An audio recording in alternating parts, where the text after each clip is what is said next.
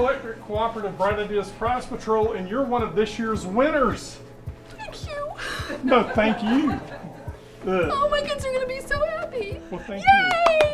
you. All right. But you got something creative going on. We do. One of the things that I'm wanting to do in my classroom is to really introduce my students to fresh vegetables and fresh herbs in their cooking, and it's something that they don't have a lot of access to or a lot of experience with. And so what I'm wanting to do is to start a hydroponic garden.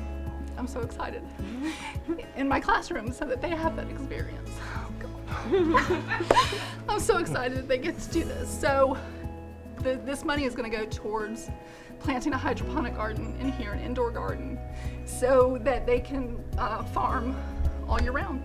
I invite and welcome the special education students into my classroom, and we cook with them regularly. And they are going to be coming in and doing some of their math skills with this hydroponic garden, measuring the plants and looking at the progress, also looking at the how the light and fertilizer and soil changes the growth patterns of the plant. So we're going to be working with across curriculums, we're going to be working across student populations.